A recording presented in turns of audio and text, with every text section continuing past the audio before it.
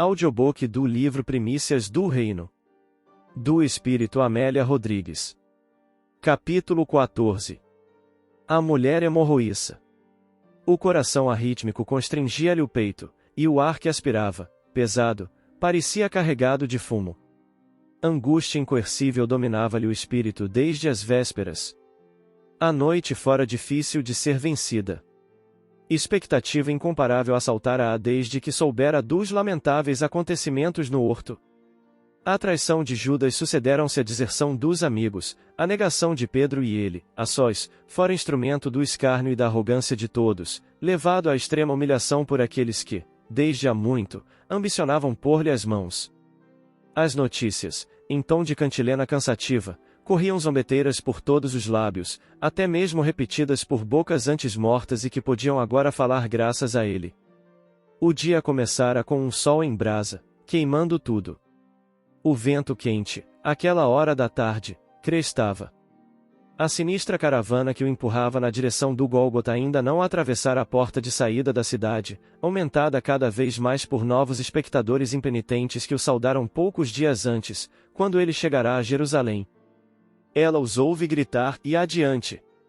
O chicote. Sente-o dilacerar do próprio coração. A ladeira é de difícil acesso, e os motejos se sucedem, enquanto o chicote vibrando rasga-lhe as carnes ensanguentadas. Ajudado pelo sireneu, banhado de suor e sangue, ele avança vagarosamente, com dificuldade. Ela o amava, sim. Amava-o com todas as forças do seu coração, da sua vida. Vivia porque de ele receberá a vida. Olhou em volta, lacrimejante. Ali estavam, entre outros, Maria, sua mãe, Madalena com as mãos crispadas a chorar desesperadamente, Joana de Cusa, Maria de Cleofas, Salomé, Marta, João, todos dominados por dor inominável. Talvez, mais longe, estivessem outros, e Nicodemos, Zaqueu, José de Arimateia, Lázaro, os cegos e paralíticos que recuperaram a saúde, estupefatos, vencidos. Os gritos e imprecações redobram. Abandonara sua cidade de nascimento, pela primeira vez, Cesareia de Filipe, na Decápole, desiludida, marcada pelo estigma humilhante. Todos a consideravam impura e, consequentemente, mal-sinada. Recorrer a todos os métodos curadouros. Consultar os sacerdotes, os médicos locais e os alienígenas, inutilmente. A enfermidade impiedosa resistia a todos os remédios. Deixará-se exorcizar, usará os preceitos da lei, submetera-se a experiências que a maltrataram interminavelmente, no entanto, tudo fora inútil. Seu mal era um castigo, um sinal de desventura imposto por Deus. Sem mais esperanças, após ter gasto tudo quanto possuía, resolvera buscar a próspera Cafarnaum na vã tentativa de conseguir um remédio não usado ou conhecer um médico ainda não consultado. O fluxo sanguíneo, porém, não a deixava.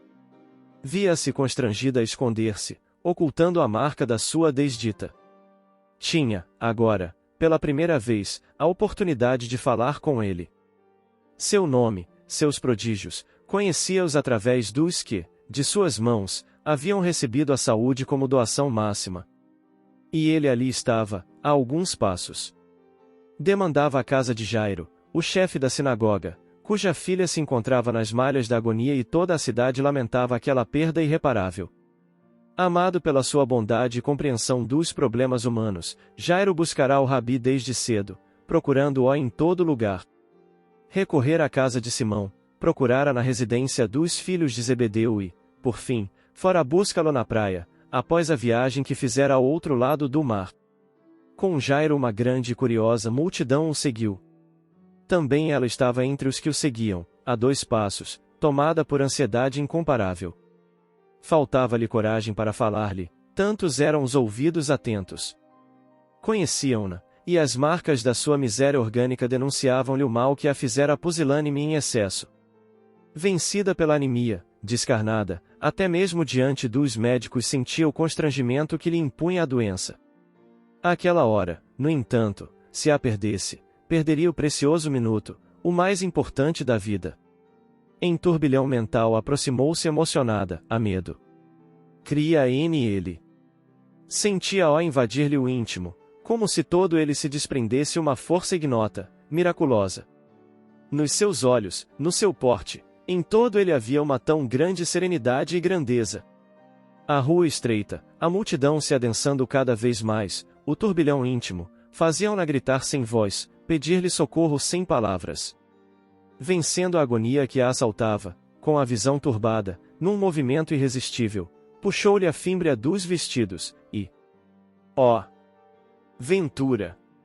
O sangue estancara, as hemorroidas deixaram de doer, toda ela experimentou uma estranha, inusitada sensação. Ainda não recuperara o equilíbrio, ouviu-a indagar: quem tocou nos meus vestidos? E disseram-lhe os seus discípulos: vês que a multidão te aperta, e dizes: quem me tocou? Ele olhou em derredor como a procurá-la.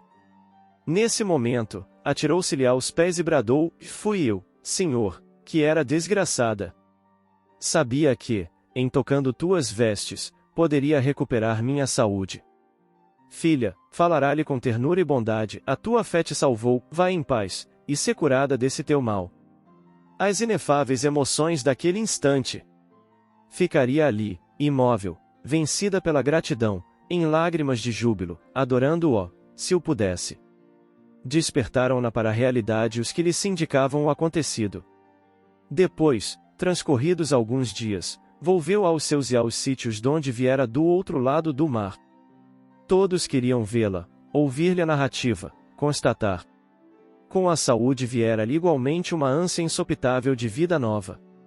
Recuperar a paz do corpo, mas perderá a paz do espírito. Depois de conhecê-lo, encontrar a vida. Estar longe dele significava perder a vida. Sabia-o, pois que algo lhe dizia ser ele o enviado.